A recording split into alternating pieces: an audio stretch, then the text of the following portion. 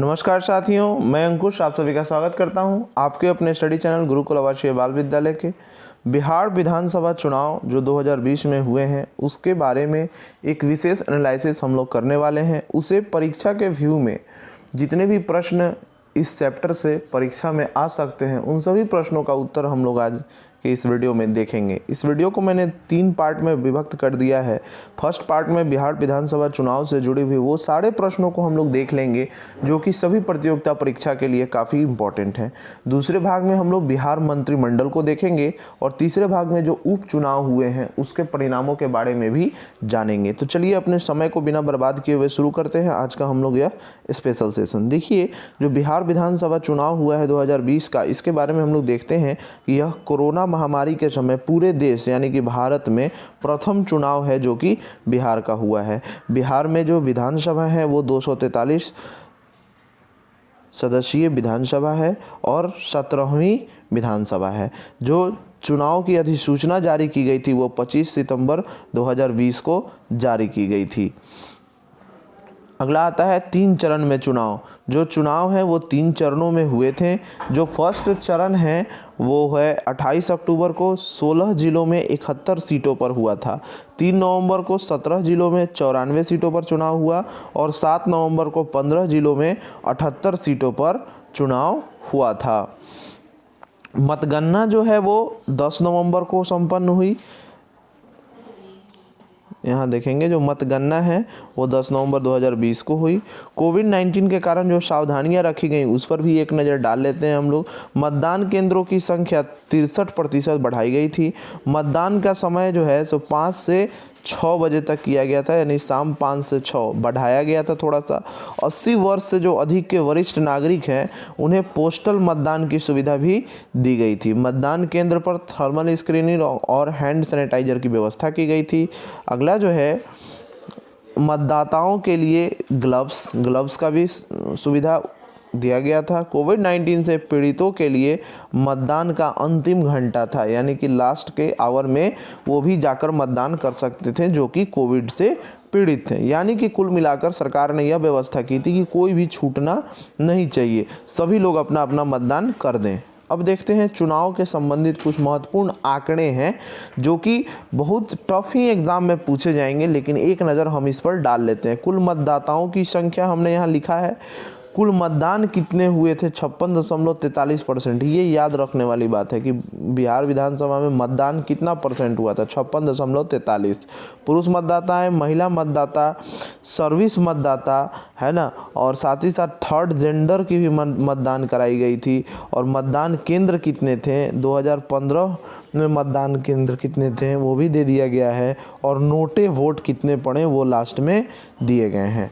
तो ये था एक आंकड़ा से संबंधित, यहाँ से यहाँ इसे भी थोड़ा ध्यान में रखना उपयोगी होगा।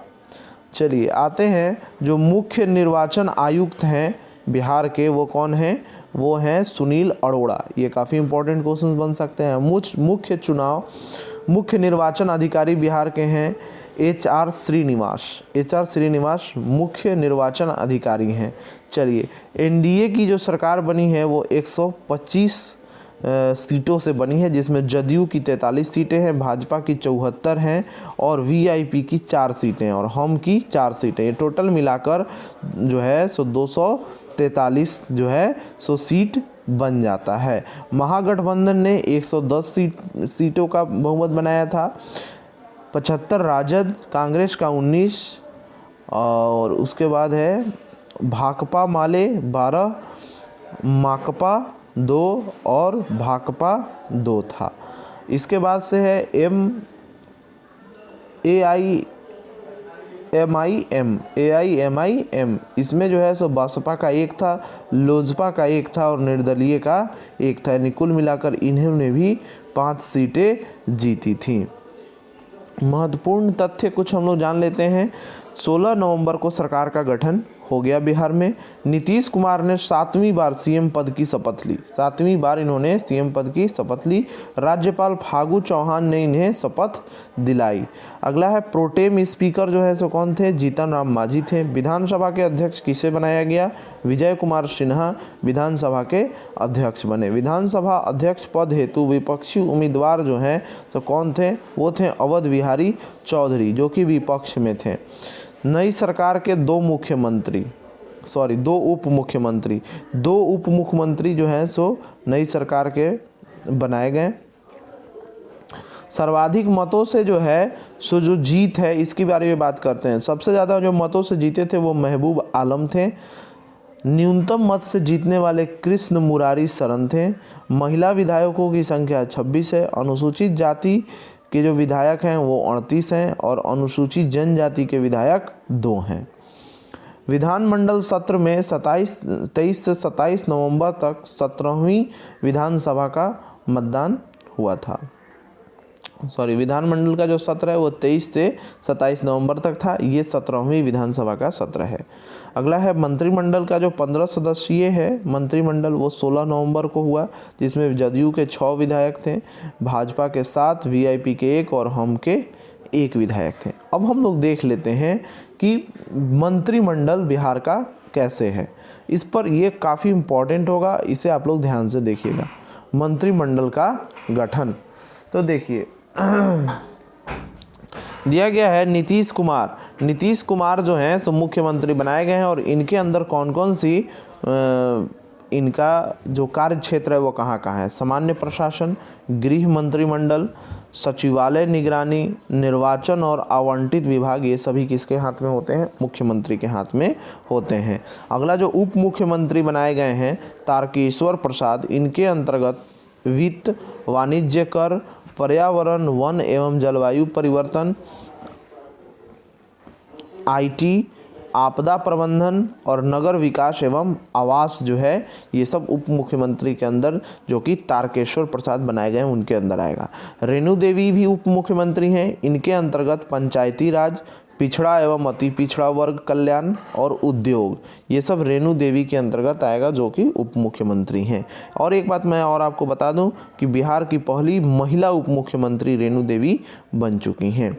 विजय कुमार चौधरी जो है सो मंत्री बनाए गए और इनके अंतर्गत ग्रामीण कार्य, संसदीय कार्य, ग्रामीण विकास, जल संसाधन, सूचना एवं जनसंपर्क, ये जो है सो विजय कुमार चौधरी के अंतर्गत आ रहे हैं। ऊर्जा, मद्य निषेध, उत्पाद एवं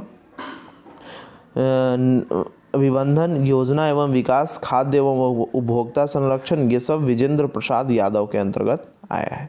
भवन निर्माण, समाज कल्याण, विज्ञान, प्रौद्योगिकी और अल्पसंख्यक कल्याण विभाग, ये भी अशोक चौधरी के अंतर्गत आया है।